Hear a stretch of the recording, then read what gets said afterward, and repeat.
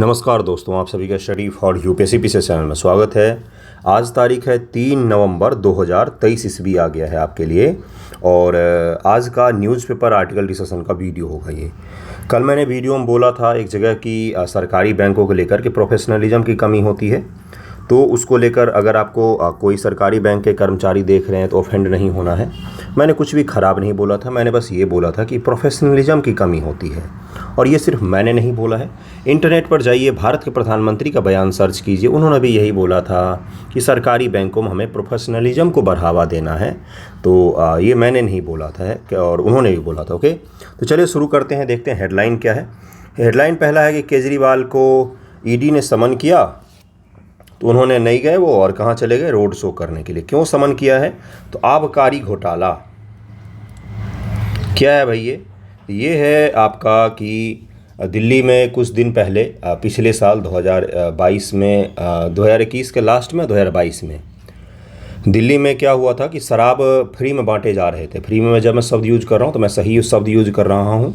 एक पर एक फ्री बांटे जा रही थी। चुनाव से पहले था, पंजाब में चुनाव होने वाला था, तो उसी में घोटाले की बात सामने आ रही है कि दिल्ली सरकार ने क्या किया कि जो सरकारी टैक्स लगाए जाते हैं वो सब भारी मात्रा में कम कर दिया शराबों पर, और जान पहचान के जो बिजनेसमैन थे उनको ठेका दे दिया गया।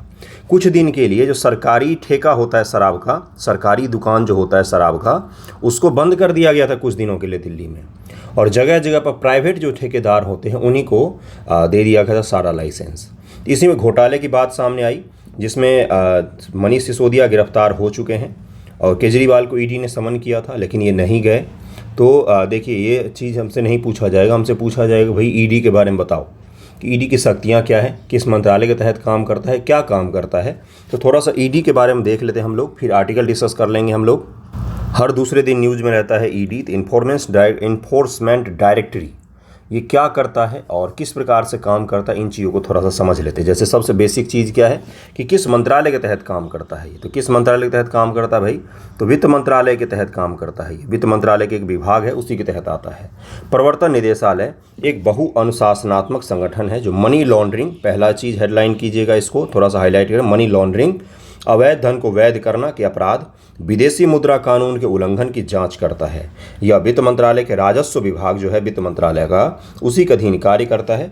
भारत सरकार के एक प्रमुख वित्तीय जांच एजेंसी के रूप में ईडी भारत के संविधान और कानून के सख्त अनुपालन में कार्य करता है। लेकिन संविधान को कमज़ोर करने का आरोप भी ईडी पर ही लगता है कि ईडी जो है ये सरकार के तोते हैं। ईडी और सीबीआई के बारे में जो बोला जाता है, ईडी, सीबीआई, इनकम टैक्स, ये सब सरकार के तोते हैं।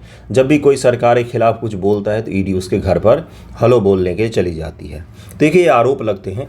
एजेंसी है तो काम तो करती ही होगी, और जब भी रेड मारा है कुछ न कुछ तो मिला ही है, बोरे भर भर के पैसे मिले हैं। और सबसे अच्छी चीज़ क्या होती है, जो आपने न्यूज़ में देखा होगा ना, जब पैसे बहुत सारे मिलते तो उससे ईडी लिखा जाता है ऐसे नोट से। तो वो बड़ा ही सुंदर दृश्य होता है कि इतने पैसे घर में रखे हुए थे इन्होंने। देखिए आगे क्या है, संरचना क्या है इसका, यही इसको ध्यान से सुनिएगा। प्रवर्तन निदेशालय ईडी का मुख्यालय नई दिल्ली में है। दूसरा फैक्ट आपके छोटे वाले पीटी के लिए, जिसका नेतृत्व प्रवर्तन निदेशक करता है। प्रवर्तन के विशेष निदेशकों की अध्यक्षता में मुंबई, चेन्नई, चंडीगढ़, कोलकाता और दिल्ली में 5 रीजनल ऑफिस भी हैं। कहाँ कहाँ पर भाई? तो मुंबई में हो गया, एक चेन्नई में हो गया, एक चंडीगढ़ में हो गया जो आपका पंजाब हरियाणा संयुक्त रूप से है, कोलकाता में भी हो गया और दिल्ली में हो गया।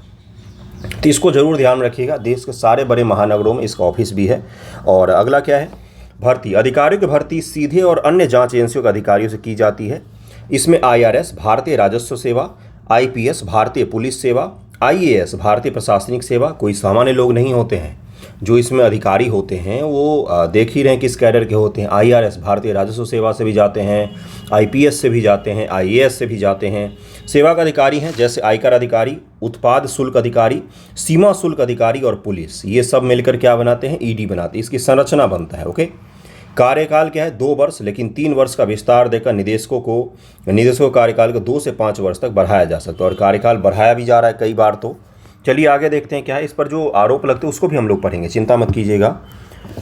दिल्ली विशेष पुलिस स्थापना अधिनियम, Delhi special police establishment, DSPE act 1946 व केंद्रीय सतर्कता आयोग CBC, इसको जरूर ध्यान रखिएगा, अधिनियम 2003 में संशोधन किया गया ताकि सरकार को 2 प्रमुखों को उनके शुरुआती 2 वर्ष के शासनादेश के बाद एक अतिरिक्त वर्ष के लिए अपने पद पर बनाए रखने का अधिकार प्रदान किया जा सके, और इसलिए इसके प्रमुखों को कार्यकाल में भी विस्तार दिया गया था। अगला क्या है? अगला है ईडी के कार्य। विदेशी मुद्रा का संरक्षण, तस्करी गतिविधियों की रोकथाम अधिनियम 1974 के तहत इस निदेशालय को फेमा, FEMA, इसको जरूर ध्यान रखिएगा, के उल्लंघन के संबंध में निवारक निरोध के मामलों को प्रायोजित करने का अधिकार भी है। विदेशी मुद्रा प्रबंधन अधिनियम 1999, इसी को कहा जाता है फेमा 1999। यह विदेश व्यापार और भुगतान की सुविधा से संबंधित कानूनों को समेकित व संशोधित करने तथा भारत विदेशी मुद्रा बाजार के व्यवस्थित विकास व रखरखाव को बढ़ावा देने के लिए लागू किया गया एक नागरिक कानून है फेमा, जो क्या करता है? तो ये जो विदेशी मुद्रा प्रबंधन अधिनियम है, ओके, तो इसको क्या करता है? ये इसी एक्ट के तहत सबसे ज़्यादा शक्तियाँ किसको मिली हुई है? तो ईडी को मिली हुई है। मनी लॉन्ड्रिंग, यानी कि मान लीजिए मनी लॉन्ड्रिंग का क्या तात्पर्य होता है कि काला धन जो है उसको व्हाइट मनी बनाकर देश में ले आना, या तो जो वैध चैनल हैं, जो लीगल चैनल हैं, उसके अगेंस्ट जाकर इलीगल चैनल के थ्रू एक देश से दूसरे देश में मनी को पहुंचाना, या कैश में संपूर्ण रूप से सब चीज़ों को करना, ये मनी लॉन्ड्रिंग के तहत आता है। इसको ध्यान में रखिएगा। ईडी को विदेशी मुद्रा कानून और नियमों के उल्लंघन की जांच करने, कानून का उल्लंघन करने वालों पर निर्णय लेने तथा उन पर जुर्माना लगाने का उत्तरदायित्व सौंपा गया है। किसको सौंपा गया है? तो इन्फोर्समेंट डायरेक्टरेट को सौंपा गया है। धन शोधन निवारण अधिनियम PMLA क्या है? ये 2002 वाला। तो FATF इंडिया की सिफारिशों के बाद PMLA को अधिनियमित किया गया था। ईडी को अपराध की आय से प्राप्त संपत्ति का पता लगाने के लिए जांच कर संपत्ति को अनियमित रूप से कुर्क करने, विशेष अदालत द्वारा अपराधियों के खिलाफ मुकदमा चलाने, संपत्ति की जब्ती सुनिश्चित करने के लिए PMLA के प्रावधानों को क्रियान्वित करने की भी जिम्मेदारी दी गई है। किसको? तो धन शोधन निवारण अधिनियम जो है, इसको भी कौन करता है रेगुलेट? इन सब चीज़ों को लेकर गिरफ्तारी से लेकर न्यायालय तक लगाना, ये सब काम किसका है? तो ईडी का दिया गया है। भगोड़ा आर्थिक अपराधी अधिनियम जो 2018 में पारित किया गया, जब देश से बहुत सारे लोग भाग जाते थे ऋण लेकर, तो उसके बाद भी जो एक्ट बनाया गया, उस एक्ट में भी शक्तियां किसको दी गई? तो ईडी को ही दी गई। अगला क्या है? गलती से पेड ग्रुप खुल गया था अपना। देखिए क्या है कि हाल ही में विदेशों में आश्रय लेने वाले आर्थिक अपराधियों से संबंधित मामलों की संख्या में वृद्धि हुई। आपको पता ही होगा, नीरव मोदी से लेकर और कहाँ तक, विजय माल्या तक, तो ये सब जो भागे हैं। उसके बाद भारत सरकार ने एक अधिनियम बनाया और 2018 में भगोड़ा अधिनियम जिसको कहा जाता है सामान्य रूप से, और ईडी को ही इसके प्रवर्तन का भी जिम्मा सौंपा गया। किसको? तो ईडी को ही सौंपा गया है। अगला क्या है? इस कानून के तहत ईडी को उन भगोड़ों आर्थिक अपराधियों पर संपत्ति को कुर्क करना अनिवार्य है जो गिरफ्तारी का वारंट लेकर भारत से भाग गए हैं। केंद्र सरकार को उनकी संपत्तियों को जब्त करने का भी प्रावधान किया गया है इसी के तहत। तो कौन कार्रवाई करता है? तो ईडी ही करता है। अब शक्ति का दुरुपयोग पढ़ लेते हैं। शक्तियों का दुरुपयोग किया जाता है और राजनेताओं पर या हमेशा विपक्ष की पार्टियों पर ही इसको ईडी को लगाया जाता है। आपने कभी सोचा है कि बीजेपी के जितने MP हैं वो सारे के सारे दूध से धुले हुए एकदम 100% व्हाइट मनी वाले, एक भी उसमें अपराधी नहीं है, ना तो एक भी उन्होंने घोटाला किया, ना तो एक भी घूस लेते हैं। 100 के 100 जितने भी हैं ना, 300 के 300 क्या है? राजा हरिश्चंद्र हैं। उन पर कभी कोई आपको ईडी, CBI इन सब का रेड पड़ते हुए नहीं दिखेगा, लेकिन विपक्ष के नेता पर हमेशा आपको रेड पड़ते हुए दिखेगा। विपक्ष के नेता भी कोई दूध के धुले नहीं है। मैं ये नहीं कह रहा हूँ कि नहीं पढ़ना चाहिए, जो अपराधी है उस सब पर पढ़ना चाहिए, भले वो पक्ष का हो विपक्ष का हो। तो ये इसका सबसे बड़ा दुरुपयोग है, और ख़ास तौर से जहाँ चुनावी राज्य जो आते हैं उनमें इसके रेड बढ़ जाते हैं, आपने देखा होगा। चलिए आगे बढ़ते। पारदर्शिता की कमी है, कैसे जांच करती है कैसे नहीं, ये सब चीज़ें, पारदर्शिता की भारी कमी है इस ईडी में। ओके, ईडी की जांच के लिए मामलों का चयन कैसे करता है, इस संबंध में भी पारदर्शिता की कमी है। अक्सर इसे विपक्षी दल को लक्षित करने के लिए किया जाता है। और ये भी आपको बता दूं, कोई अगर भ्रष्ट आदमी है और उसको बचना होता है तो भारतीय जनता पार्टी में वो शामिल हो जाते हैं, तो फिर उन पर ईडी की कार्रवाई नहीं होती। ये आपने देखा होगा, TMC से लेकर और बहुत सारे पार्टी के ऐसे नेता होते हैं जो कहाँ पर आ जाते हैं, बीजेपी में अगर आ जाते। ये मैं कोई बीजेपी को जो लोग फॉलो कर उनको ऑफेंड करने के लिए नहीं कह रहा हूँ, आप ऑफेंड मत हो जाना, बात बात पर लोग ऑफेंड हो जाते हैं। मैं आपको क्या कह रहा हूँ, सच्चाई कह रहा हूँ जो न्यूज़ में आते हैं। तो ये भी देखा होगा, ये क्या है, शक्तियों का दुरुपयोग है।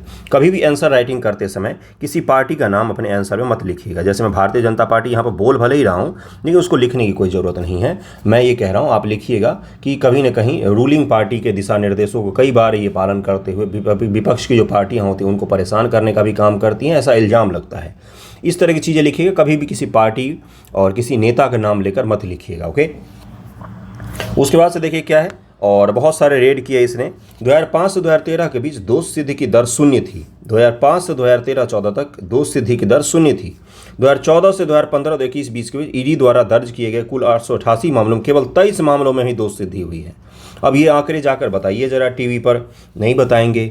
888 मामले जो 14, 15 से 21, 22 में दर्ज किए गए, 888, उसका 10% भी नहीं है। 10% मामलों में भी दोष सिद्धि नहीं कर पाया ईडी। 23 मामलों में केवल दोष सिद्धि कर पाया। तो ये आंकड़े आप अगर लिखेंगे एग्जाम में तो ये पता चलेगा कि भाई हाँ क्या है ये। ओके, तो अगला से देखिए क्या है कि राजनीतिक पक्षपात का आरोप लगता ही है। बस हो गया, यही था। चलिए आगे बढ़ते हैं, अगला न्यूज़ देखते हैं। आर्टिकल क्या है आज आपके लिए। ईडी के बारे में बेसिक जानकारियों को ध्यान में रखिएगा, किस एक्ट के तहत कौन से काम सौंपे गए हैं, इसको जरूर ध्यान में रखिएगा। अगले आर्टिकल पर चलते हैं। और आर्टिकल जो है इसमें एक मॉडल की चर्चा की गई है, जो मॉडल इंडियन एक्सप्रेस में आया था, और उस मॉडल को आपको जानना चाहिए। चीन ने उस मॉडल को इम्प्लीमेंट किया है अच्छे से। भारत को भी करने की सलाह दी जा रही है कि आप भी कीजिए, और उसको करना वाकई ज़रूरी हो गया है, क्योंकि देश की जो सबसे बड़ी आबादी है वो कहाँ पर संलग्न है, तो कृषि में संलग्न है। और उसको कहाँ पर लाना चाहिए, तो उसको उद्योगों में लाना पड़ेगा, क्योंकि किसी पर बहुत ज़्यादा निर्भरता है, और जिसके कारण से क्या हो रहा है कि छिपी हुई बेरोजगारी जो है वो कृषि सेक्टर में दिखती है हमें। चलिए देखते हैं पहले मॉडल क्या है, उसके बाद उस पर विशेष रूप से चर्चा करते हैं। क्या है आर्टिकल आज का, और इन सब का अगर PDF आपको चाहिए होता है तो आप मुझे मैसेज कीजिएगा, मैं आपको ग्रुप ज्वाइन करवा दूंगा, या आप यूट्यूब से भी ज्वाइन कर सकते हैं। तो ग्रुप ज्वाइन जब आप कर लेंगे पेड ग्रुप, तो आपको उसमें मिल जाएगा। 200 पर मंथ है और 1050 है 6 मंथ का, तो आप कर सकते हैं वहाँ पर। चलिए आगे बढ़ते हैं। लुईस मॉडल और भारत को देखते हैं क्या है। इस मॉडल को ध्यान में रखिएगा, सीधा सीधा आपके मेंस में सवाल पूछ सकता है कि हाल ही में लुईस मॉडल जो था ये चर्चा में था, इंडियन एक्सप्रेस में आया है, इसलिए मैं इसको डिस्कस कर रहा हूँ। अलग अलग ऑनलाइन प्लेटफॉर्मों से थोड़े से कंटेंट इकट्ठा करके ये पूरा आर्टिकल में तैयार किया है। तो इसलिए इसको पढ़िएगा ध्यानपूर्वक, और समय देकर पढ़िएगा और समझने की कोशिश कीजिएगा। बहुत बेहद आसान है, बहुत आसान है। लुईस मॉडल चीन के लिए सफल साबित हुआ है। हालांकि कृषि से औद्योगिकरण में संक्रमण के दौरान ट्रांजिशन, संक्रमण शब्द का मतलब क्या है, ट्रांजिशन। जैसे मान लीजिए एग्रीकल्चर सेक्टर है, एग्रीकल्चर सेक्टर से कहाँ जाने की बात कर रहा है, तो इंडस्ट्री वाले सेक्टर में, उद्योग वाले सेक्टर में ले जाने की बात कर रहा है। के दौरान चुनौतियों का सामना करने के कारण भारत इसके कार्यान्वयन से जूझ रहा है। भारत इसका कार्यान्वयन नहीं कर रहा है, नहीं कर पा रहा है सही ढंग से, इम्प्लीमेंटेशन नहीं कर पा रहे हम सही से। देखिए इसका मेन रीज़न क्या हो सकता है, अभी मैं आपको समझाऊंगा, पूरा चीज़ समझिएगा। पहला चीज़ क्या है कि भारत में अभी भी जो आपका उद्योग का सेक्टर है, जिसको सेकेंडरी सेक्टर भी कहा जाता है। देखिए प्राइमरी, सेकेंडरी और टर्सरी 3 सेक्टर होते हैं, जिसको कहा जाता है प्राथमिक सेक्टर, द्वितीयक सेक्टर और टर्सरी सेक्टर। देखिए प्राइमरी सेक्टर में कृषि या खनिज संपदा से संबंधित जो चीज़ें आती हैं, कृषि, खनन, ये सब प्राइमरी में आता है। इस चीज़ का उपयोग करके जब हम किसी चीज़ को बनाते हैं तो सेकेंडरी सेक्टर में आता है। जैसे आलू का चिप्स बनाया आपने, जैसे आपने लोहा बनाया, ये सब किस में आएगा, सेकेंडरी सेक्टर में आएगा। जैसे कपड़ा बनाया आपने कॉटन का उपयोग करके, कॉटन किस में आएगा, तो प्राइमरी सेक्टर में आएगा। रुई का उत्पादन प्राइमरी में आएगा, कपास का उत्पादन प्राइमरी में आएगा, और कपड़ा किस में आएगा, तो सेकेंडरी में आएगा। अब इसको बेचने के लिए अगर आपने एडवर्टाइजमेंट किया है तो वो किस में आएगा, वो तो टर्सरी सेक्टर में आएगा। टर्सरी सेक्टर में आएगा। जो आप फ़ोन पर बात करते हैं तो वो सेवा सेक्टर है, जो होटल है वो सेवा सेक्टर है। ये सब किस में आते हैं, टेलीविज़न, न्यूज़ चैनल, मैं जो पढ़ा रहा हूँ ये सब सेवा सेक्टर में आते हैं। ओके, इसका सब कैटेगराइज भी किया गया, बहुत सारे सेक्टर होते हैं, लेकिन सामान्य तौर पर 1, 2, 3 सेक्टर में हम लोग बांट सकते हैं। ओके, तो देखिए अब भारत में क्या है, प्राइमरी जो सेक्टर है, जो प्राथमिक क्षेत्र है, कृषि उसमें आता है। कृषि में भारत में बहुत बड़ी आबादी संलग्न है, उसकी उत्पादकता कम है, तो उसको कहा जाता है छिपी हुई बेरोजगारी। इसका मतलब क्या होता है, एक खेत है जिसे 5 लोगों का काम से पूरा उत्पादन हो जाएगा, लेकिन चूंकि और 5 लोग परिवार के जिनके पास कोई काम नहीं है, इसलिए इस छोटे से खेत में 10 लोग काम कर रहे हैं। कहने को तो 10 लोग काम कर रहे उस खेत में, लेकिन दरअसल में हो क्या रहा है कि 5 लोगों की ही ज़रूरत थी, यानी कि 5 लोग वहाँ पर क्या कर रहे हैं, तो छिपी हुई बेरोजगारी है वो। उनको कोई और काम मिल जाएगा तो वो कहीं और काम करने लग जाएंगे, उनकी ज़रूरत है नहीं यहाँ पर। उत्पादकता खेत की उतनी ही रहेगी अगर 5 लोग भी काम करेंगे तो ये भारत में बहुत ही ज़्यादा है। इसको भारत सरकार कहाँ पर ट्रांसफ़र करना चाहती है, तो औद्योगिक सेक्टर में, यानी कि सेकेंडरी सेक्टर में जो अपना है उसमें इसको ट्रांसफ़र करना चाहती है। तो सेकेंडरी सेक्टर में ट्रांसफ़र करने से क्या हो जाएगा, कृषि सेक्टर पर भार कम होगा और सेकेंडरी सेक्टर बूम करेगा। लेकिन भारत के साथ समस्या ये है कि भारत में प्राइमरी सेक्टर तो है, सेवा सेक्टर भी है, सेकेंडरी सेक्टर हमारा बहुत ज़्यादा कमज़ोर है।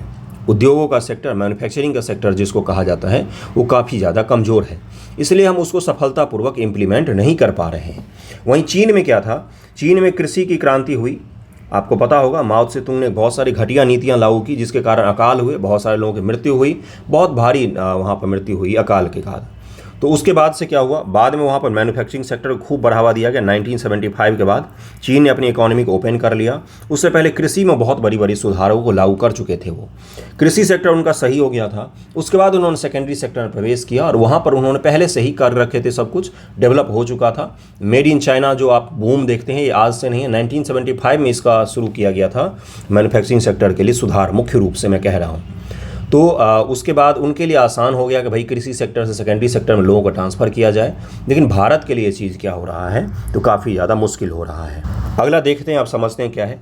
इसके अतिरिक्त उच्च पूंजी तीव्रता की ओर विनिर्माण का रुझान के कारण भारत प्रतिक्रिया में फार्म एज फैक्ट्री श्रम मॉडल में स्थानांतरित होने पर विचार कर रहा है। फार्म एज फैक्ट्री श्रम मॉडल में स्थानांतरित होने पर विचार कर रहा है। लुईस मॉडल क्या है, तो 1954 में अर्थशास्त्री विलियम आर्थर लुईस ने श्रम की असीमित आपूर्ति के साथ आर्थिक विकास को प्रोत्साहित किया। इस कार्य के लिए लुईस को 1979 में अर्थशास्त्र में नोबेल पुरस्कार भी दिया गया था। लुईस को किस सिद्धांत के लिए, तो यही श्रम की असीमित आपूर्ति के साथ आर्थिक विकास, श्रम की असीमित आपूर्ति के साथ आर्थिक विकास। मॉडल के सार ने सुझाया कि कृषि में अतिरिक्त श्रम को, जो कृषि में ऐसे श्रम जो अतिरिक्त हैं, जो ऐसे लोग जो अतिरिक्त हैं कृषि में, को विनिर्माण क्षेत्र में पुनर्निर्देशित किया जा सकता है। इसके लिए श्रमिकों को कृषि क्षेत्र से दूर आकर्षित करने के लिए पर्याप्त मजदूरी का प्रस्ताव देना आवश्यक है। ये बोला गया था इस मॉडल में कि कृषि में जो अतिरिक्त लोग हैं, जिनकी कृषि में ज़रूरत नहीं है लेकिन फिर भी लगे हुए हैं, इन लोगों को विनिर्माण के सेक्टर में आप ले जा सकते हैं आसानी से, अगर उनको थोड़ा सा क्या दिया जाए, तो उनको मजदूरी का प्रस्ताव दिया जाए कि आपको हम कृषि में जितना आप कमा रहे हैं उससे ज़्यादा हम आपको देंगे, तो आप इधर आ जाइए। तो लोग वहाँ पर जाने को आसानी से तैयार हो जाते हैं। ओके, यह बदलाव सैद्धांतिक रूप से औद्योगिक विकास को उत्प्रेरित करेगा, उत्पादकता बढ़ाएगा, आर्थिक विकास को भी बढ़ावा देगा। ये जो मॉडल है, ये देखिए, मॉडल तो बहुत आसान होता है बता देना, लेकिन उसको इम्प्लीमेंट करना, वो भी भारत जैसे विशाल विविधता वाले देश में, जहाँ पर हर क्षेत्र की अपनी अपनी समस्या है, वहाँ पर थोड़ा सा कठिन हो जाता है ये। ओके, लुईस मॉडल और चीन में इस मॉडल का अनुप्रयोग सफल रहा, वहाँ पर सही रूप से इन्होंने इम्प्लीमेंट किया इस चीज़ का। चीन ने एक दोहरे ट्रैक दृष्टिकोण का उपयोग किया, जिससे अपनी जनसंख्या लाभ वो अधिशेष ग्रामीण श्रम बल का उपयोग करते हुए राज्य की योजना के साथ बाजार की शक्तियों को जोड़ दिया। जो उसके जनसंख्या का लाभ था, जो ग्रामीण क्षेत्र के लोग थे, उनको कहाँ से जोड़ दिया उसने, तो मार्केट से जोड़ दिया, बाजार से जोड़ दिया। इस रणनीति ने विदेशी निवेश को आकर्षित किया तथा निर्यात और घरेलू उद्योग को बढ़ावा दिया। इसी कारण चीन की जो मैन्युफैक्चरिंग सेक्टर है, वो लगभग में दुनिया भर के एक्सपोर्ट का लगभग 20% को कवर करता है। आप समझ सकते हैं कि कितना बड़ा वहाँ पर मैन्युफैक्चरिंग सेक्टर है। आपको ये पता होगा कि जो एप्पल के फ़ोन हम भारत में बना रहे हैं, हम भारत बना नहीं रहे हैं, भारत हम उसको असेंबल कर रहे हैं। असेंबल का क्या तात्पर्य होता है कि भाई मेमोरी ले आओ चीन से, चार्जर ले आओ वियतनाम से, मदरबोर्ड ले आओ तुम ताइवान से, और चिप ले आओ कहाँ से, तो ताइवान से। इन सब को भारत में ले आओ, भारत में ले आओ, भारत में ले आओ, भारत में सबको एक फ़ोन में जोड़ दो और इसको बाहर बेच दो। इसको कहा था असेंबल कर रहे हैं हम मैन्युफैक्चरिंग नहीं कर रहे हैं। हम सिलिकॉन चिप नहीं बना रहे हैं, हम बैटरी बनाने में भी अभी पिछड़े हुए हैं, हम जो मेमोरी होता है उसको बनाने में पिछड़े हुए हैं, हम आईसी सर्किट बनाने में पिछड़े हुए हैं, मदरबोर्ड बनाने में नहीं है अभी कहीं भी। तो ये सब चीज़ें हमें बाहर से लाना पड़ता है, उसको असेंबल करके हम बोलते हैं कि देखिए भारत में टाटा कंपनी ने आईफोन बनाया है। तो आपको समझ में आ रहा होगा कि मैं क्या समझाने की कोशिश कर रही हूँ। यानी कि भारत में मैन्युफैक्चरिंग सेक्टर जो है कमज़ोर है, चीन में जो मैन्युफैक्चरिंग सेक्टर है बहुत ही ज़्यादा उन्नत है। और उसका एक और मतलब निकलता है, क्या है उसका मतलब, थोड़ा सा डिटेल लूँगा क्योंकि ये बहुत इंपॉर्टेंट है आपके लिए। उसका मतलब ये भी निकलता है कि वहाँ पर मज़दूरों को स्किल ट्रेनिंग की दी गई थी उस समय।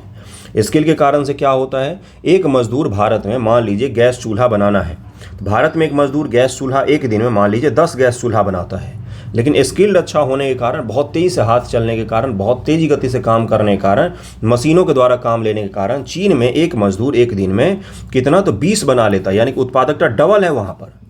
तो अब एक दिन में कोई 20 बना रहा है, एक दिन में कोई 10 बना रहा है, तो सस्ता कौन बेच पाएगा, जिसका प्रोडक्शन ज़्यादा हो रहा है। एक आदमी से जो ज़्यादा काम करे, इसलिए चीन के सामान क्या हो जाते हैं, तो सस्ता हो जाता है थोड़ा सा। इसको भी ध्यान में रखिएगा, ठीक है। समझ में आ रहा है ब्रॉड में आपको जो मैं समझाने की कोशिश कर रहा हूँ। अगला देखिए क्या है कि इस रणनीति ने विदेशी निवेश वगैरह को आकर्षित किया। बुनियादी ढांचे, बेसिक इंफ्रास्ट्रक्चर, शिक्षा, रिसर्च डेवलपमेंट, व्यापक में निवेश से ने चीन की उत्पादकता और प्रतिस्पर्धात्मकता को बढ़ाया, जिसके परिणाम स्वरूप तेजी से औद्योगिकरण हुआ, गरीबी में कमी आई, अर्थव्यवस्था में व्यापक बदलाव आया। किसके कारण से? तो इन्हीं सब चीज़ों के कारण से। लुईस मॉडल और भारत। अब भारत की स्थिति देखते हैं। देखिए, आपको ये चीज़ मानना पड़ेगा कि भारत में 2010 के बाद से जो पिछली गवर्नमेंट भी थी और जो नई गवर्नमेंट है, बीजेपी की गवर्नमेंट है, इसने भी बूस्ट तो किया है ज़रूर कि भारत में भाई मैन्युफैक्चरिंग बढ़े। हमारे प्रधानमंत्री महोदय खुद बोलते हैं कि हम सॉफ्टवेयर में बहुत आगे हैं, हमें हार्डवेयर में भी आना चाहिए, और ये निस्संदेह आना चाहिए। बिना हार्डवेयर के आपका सारा सॉफ्टवेयर बेकार जाएगा। सॉफ्टवेयर इंडस्ट्री जितना कमा के देती है, अगर हार्डवेयर में आपने प्रवेश किया तो उसके 10 गुना ज़्यादा आप कमा सकते हैं। तो इसको लेकर ये जो नई सरकार है, इसने थोड़ा सा पुश तो किया है। पिछली सरकार ने भी किया था, लेकिन नई सरकार ने जो PLI स्कीम लाया था, जिसके बारे में BPSC ने PT में भी पूछा, जो मैंने बताया भी था, उसके बारे में मैं बताऊंगा। वो क्या है? विशुद्ध रूप से भारत में हार्डवेयर उद्योग को विकसित करने के लिए लाया गया है। ओके, क्या है ये भाई? कृषि जो ऐतिहासिक रूप से भारत के अधिकांश कार्यबल को रोजगार देती है। आदमी भारत में 60% के करीब में कार्यबल कहाँ पर कार्यरत है? तो कृषि सेक्टर में, एग्रीकल्चर और उससे जुड़े हुए सेक्टर में 60% भारतीय काम करते हैं। अपेक्षाओं के विपरीत इस बदलाव से मुख्य रूप से विनिर्माण क्षेत्र को लाभ नहीं हुआ है, जिससे रोजगार के हिस्से के रूप में केवल मामूली वृद्धि का अनुभव किया गया है। विनिर्माण क्षेत्र में रोजगार 2011-12 में अपने उच्चतम स्तर पर 12.5% से घटकर 22-23 में 11.4% हो गया। देखिए हुआ क्या? मैन्युफैक्चरिंग सेक्टर में 2011-12 में पिछले गवर्नमेंट के समय में कितना रोजगार था? तो 12.6% लोग कार्यरत थे, और 2022-23 में कहाँ पर आ गए? तो 11.4% क्षेत्र में मात्र कार्यरत है। यानी कि मैन्युफैक्चरिंग सेक्टर हमारा कहीं ना कहीं कमज़ोर हुआ है इतने वर्षों में, इतना पुश करने के बाद भी, क्योंकि इतने वर्ष में आबादी भी तो बढ़ी है देश की, रोजगार करने वाले की संख्या भी तो बढ़ी है। विनिर्माण रोजगार में कमी मुख्य रूप से सेवाओं और निर्माण में श्रम के बढ़ने की प्रवृत्ति को दर्शाती है। अर्थशास्त्र लुईस द्वारा उल्लेखित अपेक्षित संरचनात्मक परिवर्तन के विपरीत है ये। ओके, देखिए अगला क्या है? Agriculture versus manufacturing. ये कुछ आंकड़े दिए गए हैं, आप इसको देख सकते हैं। भारत में लुईस मॉडल के कार्यान्वयन में कौन कौन सी चुनौतियां हैं, अब इसको जरा सा देख लेते हैं। उम्मीद करता हूँ कि आपको समझ में आ रहा है कि मैं क्या समझाने की कोशिश कर रहा हूँ। लुईस मॉडल क्या है? कृषि में जो लोग अधिक लगे हुए हैं, जिनकी जरूरत नहीं है कृषि में, उनको कहां पर ले जाना है? उनको ले जाना है उद्योग वाले सेक्टर में। प्राइमरी सेक्टर में जो लोगों का काम नहीं हुआ है, छुपी हुई बेरोजगारी है, उसको कहां पर ले जाना है? तो उसको सेकेंडरी सेक्टर में ले जाना है हमें। लेकिन सेकेंडरी सेक्टर का डेवलपमेंट हो भारत में, तब तो हर क्षेत्र में रोजगार मिले, तब तो सेकेंडरी सेक्टर का विकास अगर आप भारत में करेंगे तो ये रहा भारत के पश्चिमी एरिया में है, इसी में तो सब लोग जा ही रहे हैं ऑलरेडी। सेकेंडरी सेक्टर का विकास यहाँ पर भी होना चाहिए, यहाँ पर भी होना चाहिए, बिहार में भी होना चाहिए, उत्तर प्रदेश में भी होना चाहिए, उत्तर जम्मू में भी होना चाहिए, नॉर्थ ईस्ट में भी होना चाहिए, असम में भी होना चाहिए, सारे भारत में होना चाहिए। तब जाके सेकेंडरी सेक्टर का क्या होगा? कृषि से आप सही ढंग से हस्तांतरण कर सकते हैं। तो चुनौतियां बताने से ज़्यादा चुनौती आपके अपने मन में खुद आना चाहिए कि भाई क्या क्या भारत में दिक्कतें हैं सेकेंडरी सेक्टर के डेवलपमेंट को लेकर, क्योंकि वही दिक्कतें होंगी लुईस को भी इम्प्लीमेंट करने में, लुईस मॉडल को इम्प्लीमेंट करने में, कि सेकेंडरी सेक्टर कम होगा या उसका क्या होगा? केंद्रीकृत होगा। यानी कि हो सकता है कि सारे गुजरात में ही हो, सारे महाराष्ट्र में ही हो, सारे कर्नाटक तमिलनाडु में ही हो। तो ये भी आपको ध्यान रखना पड़ेगा। तो खुद से सोचिए जरा, पॉइंट पढ़ाने से ज़्यादा एक बार खुद से सोचते ही क्या क्या चुनौती है। कम वेतन संबंधी बाधाएं। शहरी विनिर्माण सुविधाओं में कम वेतन और अपर्याप्त सामाजिक सुरक्षा। सामाजिक सुरक्षा का तात्पर्य क्या होता है? बीमा नहीं मिल पाता है उनको, और क्या बोलते हैं, और भी कुछ चीज़ें होती है। देखो, बीमा नहीं मिल पाता, इंश्योरेंस वगैरह जो होता है, हेल्थ इंश्योरेंस नहीं मिल पाता है उनको, और क्या नहीं मिल पाता? पेंशन की सुविधा नहीं होती है। तो ये सब सुविधाएं आप मजदूर लोगों को देते नहीं हैं। ओके, शहरी जीवन को उच्च लागत को देखते हुए ग्रामीण कृषि मजदूरों को स्थानांतरित करने के लिए लुभाने विफल रही है तथा इसे लुईस मॉडल के कार्यान्वयन बाधा उत्पन्न की है। शहरों में रहना काफ़ी मुश्किल होता है क्योंकि महंगा होता है, पर डे के हिसाब से आपको खर्चा करना पड़ता है बहुत से ज़्यादा। शहर में सांस लेने के लिए भी क्या करना पड़ता है आपको? तो पे करना पड़ता है। ये सच है। अगर आप दिल्ली आएंगे, कहीं पर रहेंगे तो ना, तब तो सांस लेंगे। दिल्ली में सांस भी लेने लायक नहीं है, वो भी गंदी हवा है, बहुत गंदी है, बहुत गंदी। दिल्ली में आज कोई ऐसा नहीं है, अभी जब मैं बात कर रहा हूँ, कोई ऐसा नहीं है जिसको गला या सांस की कोई समस्या ना हो रही हो या खांस ना रहा हो, क्योंकि जैसे लग रहा है कि हम लोगों को बंद करके कहीं पर और गैस चैम्बर में डाल दिया गया, ऐसे ही रह रहे हैं हम लोग। ओके, तो ठीक है, चलिए आगे बढ़ते हैं। तो ये एक पहला रीजन हो गया। विनिर्माण में तकनीकी बदलाव, मैं पढ़ाऊंगा आज पॉल्यूशन आपको। विनिर्माण उद्योग तेजी से पूंजी गहन हो रहे हैं, जो रोबोटिक्स और कृत्रिम बुद्धिमत्ता ऑटोमेशन को बढ़ावा दिया जा रहा है, इसलिए भारत के जो वर्कर्स हैं उनको काम नहीं मिल रहा है। दूसरा परिवर्तन ये था। अगला क्या है? प्रच्छन्न बेरोजगारी। भारत को कृषि क्षेत्र प्रच्छन्न बेरोजगारी के परिदृश्य का सामना करना पड़ रहा है। ये अतिरिक्त श्रमिक उन गतिविधियों में संलग्न है जो उत्पादकता अथवा आय में वृद्धि में योगदान नहीं देती है। इतना सारा कुछ लिख दिया, इसी को मैं तब से छिपी हुई बेरोजगारी कह रहा हूँ। आप समझ गए होंगे कि मैं किस चीज़ की बात कर रहा हूँ, छिपी हुई बेरोजगारी। कौशल भिन्नता, जो इंडस्ट्री को चाहिए कौशल वो अलग है। कौशल का मतलब जो इंडस्ट्री को जो काम करने वाले लोग चाहिए वो अलग है, और जो काम सीख रहे हैं लोग वो अलग है। पढ़ रहे हैं BA MA, और इंडस्ट्री को चाहिए कंप्यूटर पर काम करने वाले लोग, इसलिए भी नौकरी नहीं मिल पाती है। अब तो आप समझ गए होंगे कि मैं क्या समझाने की कोशिश कर रहा हूँ। व्हाइट कॉलर जॉब पर अत्यधिक जोर। व्हाइट कॉलर का मतलब होता है कि जो प्रोफेशनल जॉब होता है उन पर अधिक जोर है। आमतौर पर समाज में व्हाइट कॉलर जॉब्स को तकनीकी अथवा व्यावसायिक कौशल से अधिक प्राथमिकता दी जाती है। कोई मान लीजिए कोई जो गैराज वाला है, गैराज वाले लोग बहुत कमाते हैं, सही कह रहा हूँ मैं। तो गैराज में कोई अगर अपना गैराज चला रहा है तो वो बहुत अच्छा खासा कमाता है, एक इंजीनियर से ज़्यादा कमा रहा होता है, सॉफ्टवेयर इंजीनियर से। लेकिन समाज में सम्मान की बात आएगी तो किसको आप सम्मान देंगे? वो जो व्हाइट कॉलर जॉब है उसको सम्मान दिया जाता है। एक गोलगप्पे वाला भी कई बार 15,000 20,000 जो लोग कमाते हैं सॉफ्टवेयर इंडस्ट्री में या छोटे छोटे कोचिंगों में काम करके, मैं किसी को बुरा नहीं कह रहा हूँ, लेकिन मैं आपको बता रहा हूँ समाज का नज़रिया। देखिए, सबकी मजबूरी होती है तो कम वेतन पर भी लोग काम करने को राज़ी हो जाते हैं। लेकिन होता क्या है, एक गोलगप्पे वाला शाम के 4 घंटे में 30 से 35,000 कमा लेता है, और वो बेचारा जाता है ऑफिस और पूरे दिन काम करके 20,000 उसको तनख्वाह मिलती है। ये मैं क्या बता रहा हूँ। लेकिन समाज में सम्मान की बात आएगी तो किसको सम्मान मिलता है? तो 20,000 रुपये तनख्वाह वाले को मिलता है। क्यों? क्योंकि उसको माना जाता है प्रोफेशनल है, और उसको माना जाता है कि अनप्रोफेशनल काम करे, क्या करे, गोलगप्पे बेच रहा है, कमा तो रहा है ना वो। हालांकि ये एक टूटा है, आजकल देखा होगा आपने, आप UPSC चाय वाला, BPSC लिट्टी चोखा वाला, तो इस तरह की चीज़ें शुरू हुई हैं। तो एक ये जो मिथ था वो भी टूटा है कि सड़क पर काम करने वाले लोग अनप्रोफेशनल ही होते हैं। ये भी मिथ जो है वो टूटा है, और सही भी है, टूटना भी चाहिए था।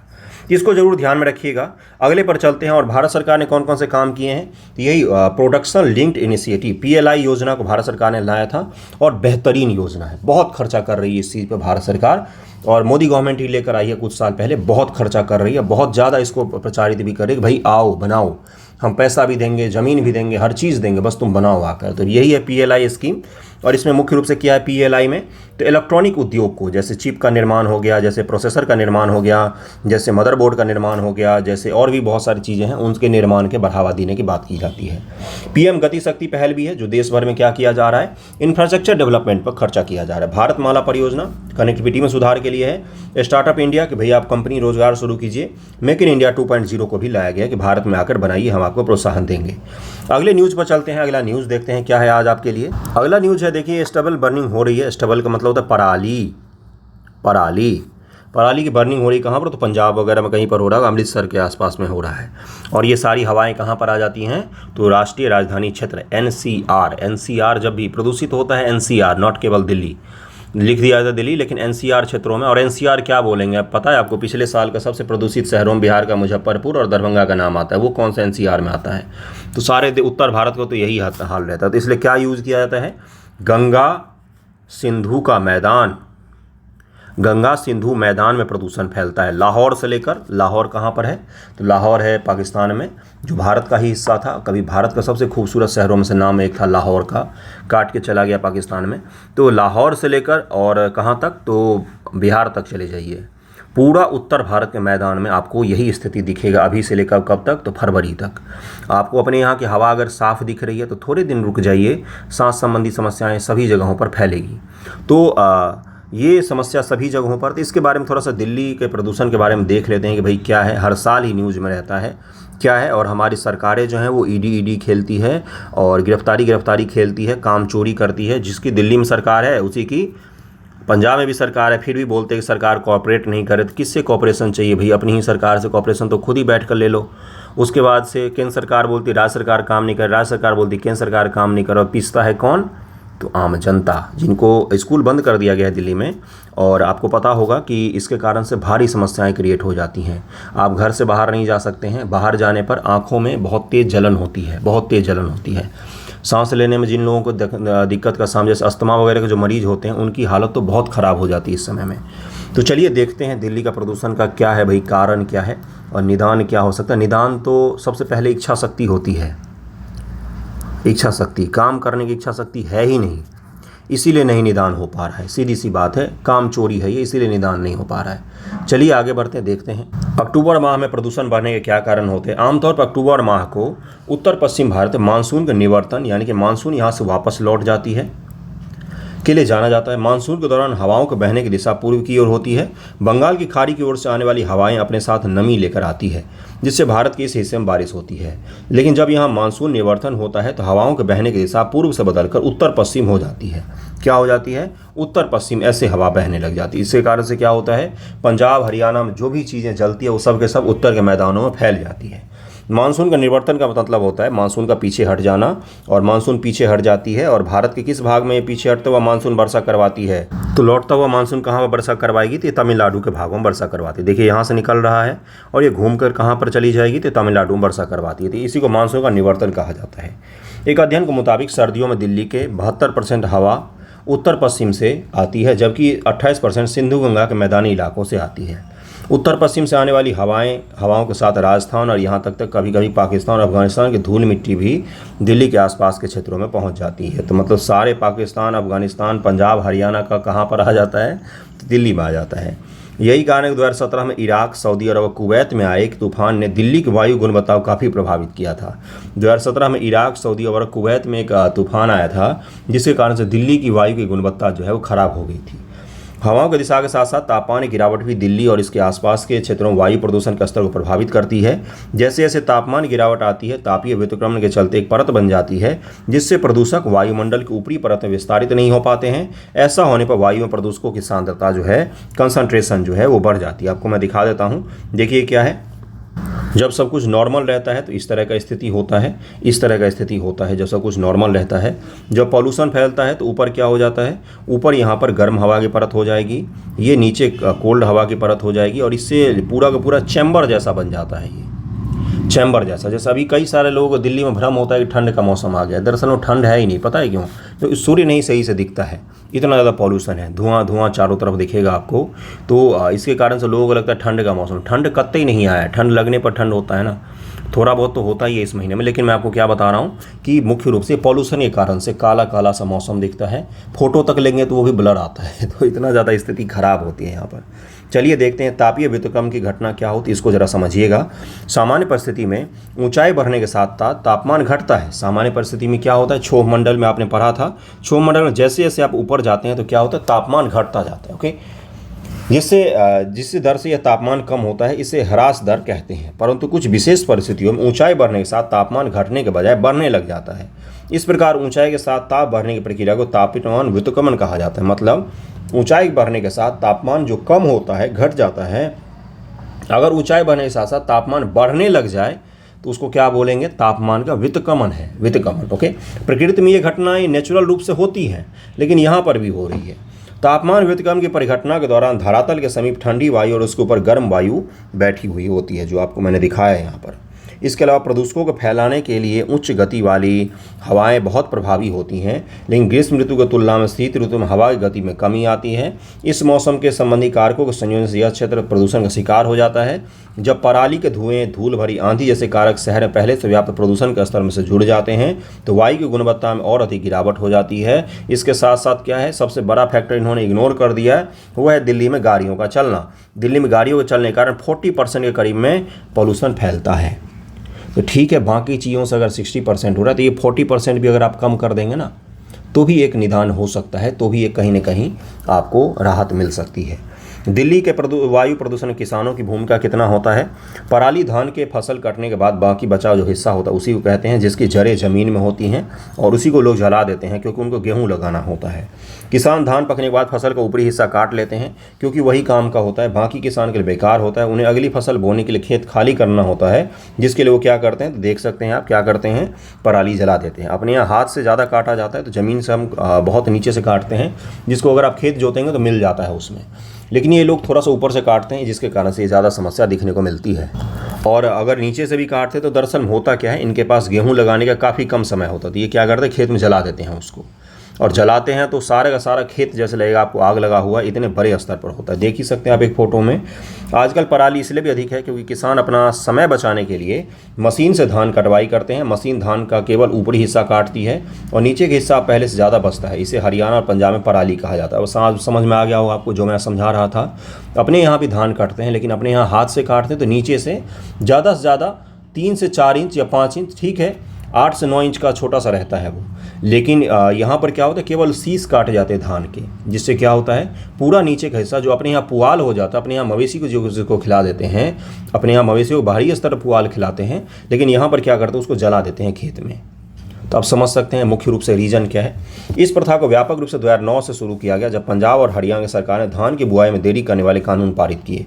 पंजाब और हरियाणा की सरकार ने बोला कि धान की बुआई आप देरी से कीजिए। अब ये कानून क्यों बनाना पड़ा इनको भाई?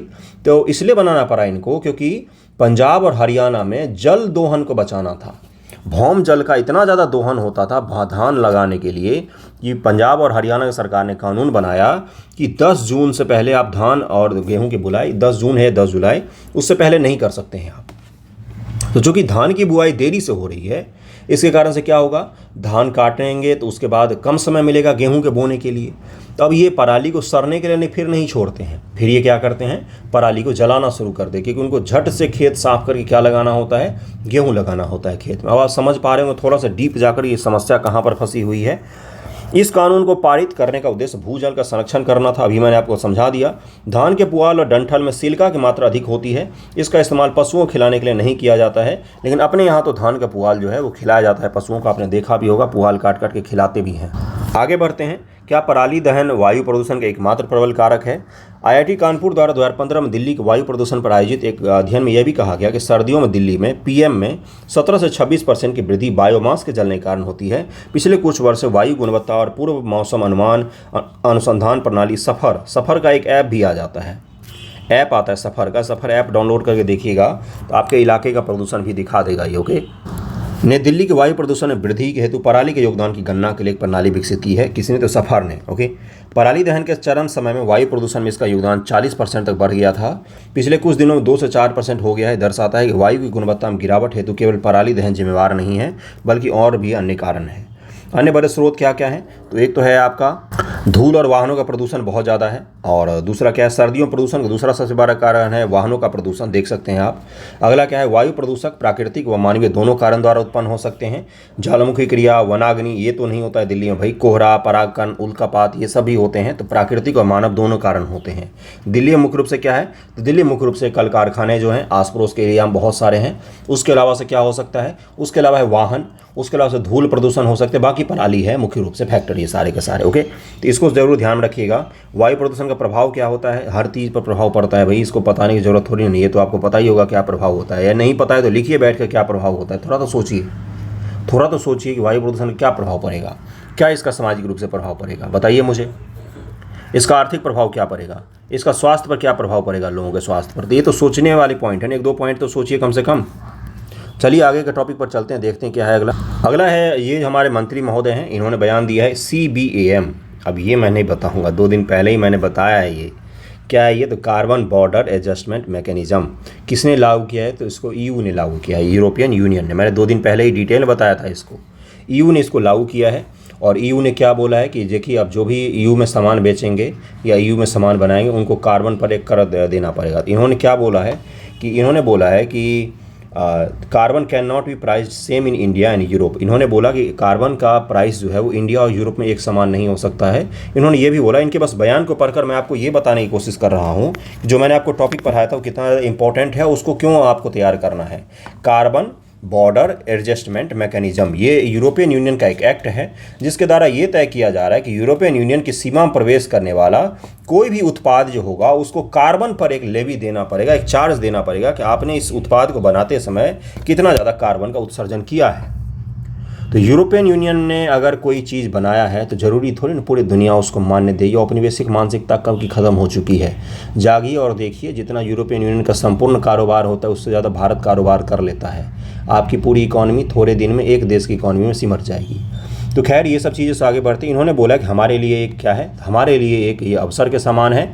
यूरोपियन यूनियन में मैन्युफैक्चरिंग सेक्टर जो है गाड़ियों का वो कमज़ोर होगा इससे, और इससे भारत जैसे जो देश हैं जो गाड़ियों को उत्पादन को बढ़ाना चाहते हैं, ऑटोमोबाइल के सेक्टर में आगे बढ़ना चाहते हैं, उनको थोड़ा सा फायदा होगा। ये इस महोदय ने बोला, इन महोदय ने बोला है, मंत्री जी ने।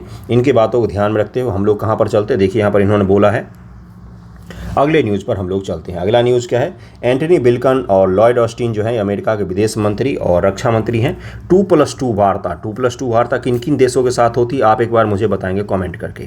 2+2 वार्ता क्या होता है, अमेरिका के 2 मंत्री, कौन कौन से, रक्षा और विदेश मंत्री, डिफेंस मिनिस्टर और फॉरेन मिनिस्टर, और भारत के डिफेंस मिनिस्टर और फॉरेन मिनिस्टर बैठकर बातचीत करते हैं। इसी को 2+2 वार्ता कहा जाता है।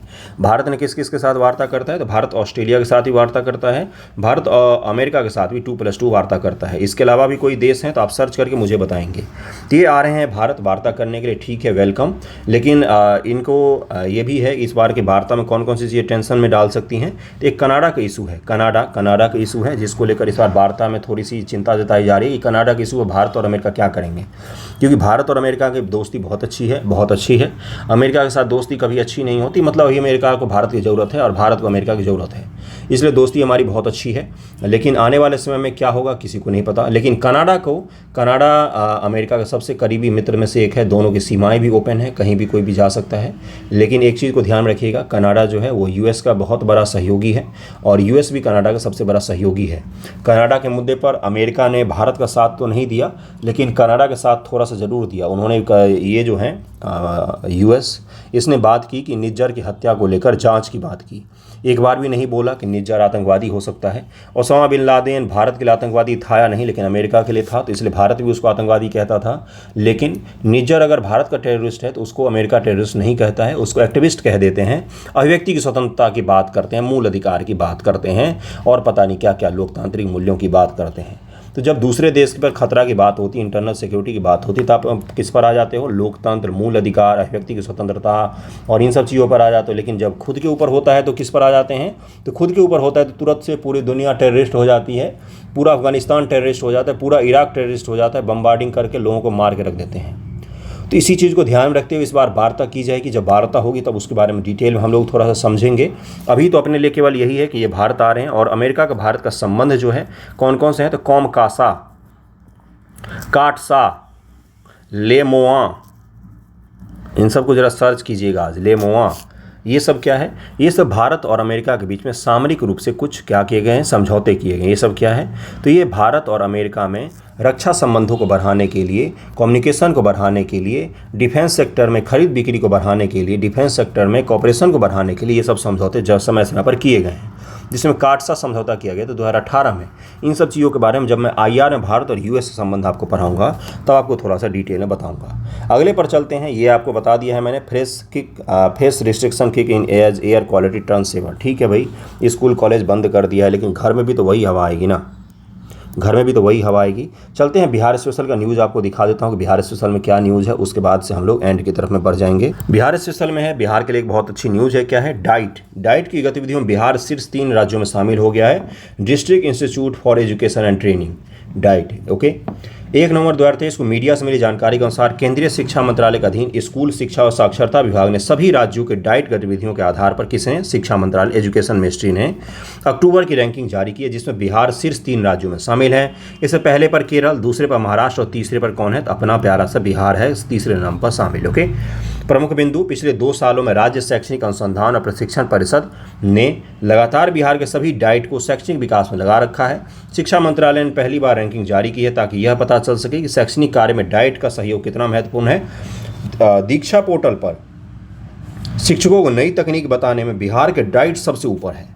बिहार में 33 जिला शिक्षा और प्रशिक्षण संस्थान हैं। विकास के लिए डिजिटल कोर्स का निर्माण, संचालन का माध्यम डाइट है। और आपको पता होगा कि शिक्षकों की ऑनलाइन अब क्या होती है, तो ऑनलाइन उनका अटेंडेंस बनाया जाता है, शिक्षकों का भी। और जिस दिन नहीं आते हैं बेचारे, अटेंडेंस नहीं बन पाता है उनका, बेचारों का जियो टैगिंग किया गया है तो उनका सैलरी भी कट जाता है कई जगहों पर। तो ये ध्यान में रखिएगा। बहुत तेज़ी से बिहार में शिक्षा क्षेत्र में बदलाव हो रहा है और बहुत ज़्यादा बदलाव हो रहा है, बहुत क्विक तरीके से। जैसे वीडियो कॉन्फ्रेंसिंग के माध्यम से रोज़ सुबह और शाम वीडियो कॉन्फ्रेंसिंग होता है, पटना से लेकर डिस्ट्रिक्ट लेवल से लेकर हर स्कूल तक में। तो इसको भी ध्यान रखिएगा। चलिए आगे बढ़ते हैं।